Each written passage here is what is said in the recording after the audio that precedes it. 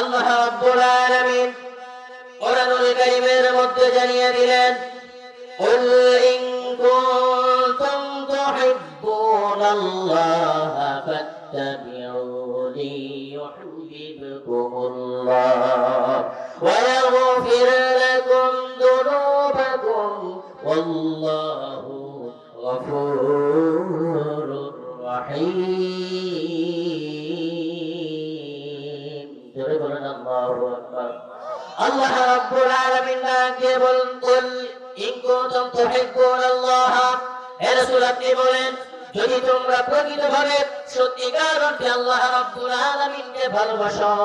আল্লাহ রাব্বুল আলামিন রাসূলকে ডাক দিয়ে বলতেছেন কত সুন্দর করে, ওগো রাসূল আপনি মানুষদেরকে বলে দেন, যদি তোমরা প্রকৃতভাবে, যদি তোমরা সত্যিকার অর্থে আল্লাহ রাব্বুল আলামিনকে ভালোবাসো, ফাত্তাবিউনি, তাহলে আমার আনুগত্য করো।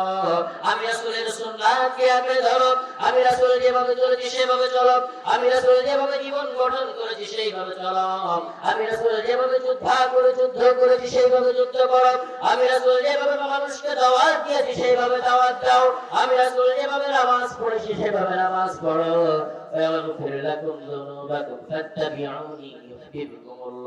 যদি তোমরা আমার আনুগত্য করতে পারো তাহলে হয়তো আল্লাহ রাব্বুল আলামিন তোমাদেরকে ভালোবাসবেন। বলেন সুবহানাল্লাহ। রাসূলের আনুগত্য যদি আমি আপনি করতে পারি তাহলে আল্লাহ রাব্বুল আলামিন আমার আপনার উপর খুশি হবে। সর্বপ্রথম আল্লাহ রাব্বুল আলামিনের আনুগত্য, এরপরে রাসূলের আনুগত্য। আল্লাহ রাব্বুল আলামিন আমাকে আপনাকে পাঠিয়েছেন এই দুনিয়ায় কি করার জন্য? জোরে বলেন, কি করার জন্য? একমাত্র আল্লাহ রাব্বুল আলামিনের ইবাদত করার জন্য। ওয়া মা খালাকাতুল জিন্না ওয়াল ইনসা ইল্লা লিয়াবুদুন, আমি মানুষ এবং জিন জাতিকে সৃষ্টি করেছি একমাত্র শুধুমাত্র কেবলমাত্র আমি আল্লাহ রাব্বুল আলামিনের ইবাদতের জন্য। বলেন সুবহানাল্লাহ। আল্লাহ রাব্বুল আলামিন কোরআনুল কারীমের মধ্যে জানিয়ে দিলেন, إنما المؤمنون الذين إذا ذكر الله وجلت قلوبهم وإذا تليت عليهم آياته زادتهم إيمانا وعلى ربهم يتوكلون। سبحان الله। আল্লাহ রাব্বুল আলামিন ডাক দিয়ে বলেন, বান্দা শুনে নাও, জেনে নাও, ইন্নামাল মুমিনুনা আল্লাযীনা ইযা যুকিরাল্লাহ ওয়াজিলাত কুলুবুহুম, মুমিনদের সামনে যখন আমি আল্লাহ রাব্বুল আলামিনের নাম উচ্চারণ করা হয়, আমি আল্লাহ রাব্বুল আলামিনের কথা যখন তাদের সামনে বলা হয়, মুমিনদের সামনে বলা হয়, ওয়া ইযা তুলিয়াত আলাইহিম আয়াতুহু, إنما المؤمنون الذين إذا ذكر الله وجلت قلوبهم, তাদের অন্তর কেঁপে ওঠে, তাদের অন্তর আমি আল্লাহ রাব্বুল আলামিনের ভয়ে কম্পন দিয়ে ওঠে।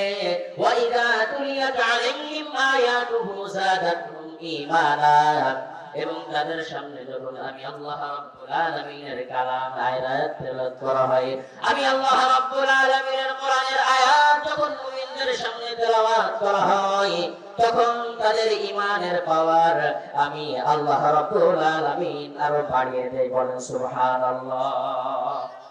ওয়া আলা রাব্বিহিম ইয়াতাওয়াক্কালুন, এবং মুমিনরা একমাত্র শুধুমাত্র কেবলমাত্র আমি আল্লাহ রাব্বুল আলামিনের উপর ভরসা করব। সুবহানাল্লাহ। এজন্য মুমিন হওয়ার দরকার আমাদের আছে না নাই? জোরে বলেন, আছে না নাই?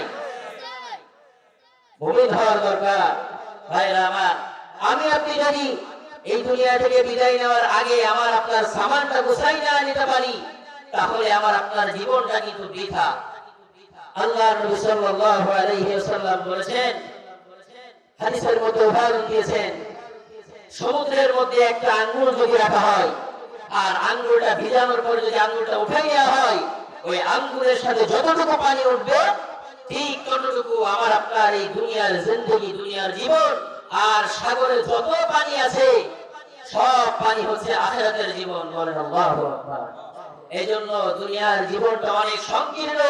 আমি আপনি মনে করি যে দুনিয়ার জীবনটা খুব বড়, 70-80 বছর 50 বছর হায়াত পাই, মজা মেরে যায় দুনিয়ায়, কিন্তু এই দুনিয়ার জীবনটা খুব সংকীর্ণ।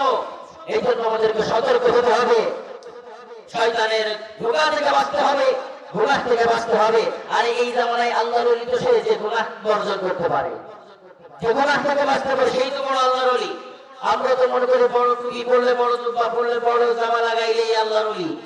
না না, যে ব্যক্তি গুনাহ বর্জন করতে পারবে, গুনাহ থেকে মুক্ত হইতে পারবে, এই জামানায়, ফিতনার জামানায়, তার থেকে বড় আর আল্লাহর ওলি নাই। কথা বলেন ঠিক কিনা? এই জন্য আসুন আমরা কোরআনের পথে থাকবো।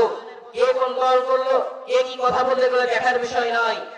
মুহতারাম হাজিরিন, এখানে উলামায়ে কেরাম কথা বলবেন, আপনারা কোরআনের কথাগুলো শুনবেন, আমলে নিয়াতে শুনবেন।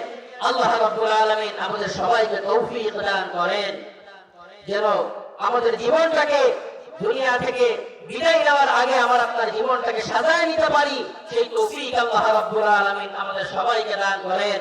ওয়া আখিরু দাওয়ানা আলহামদুলিল্লাহি রাব্বিল আলামিন।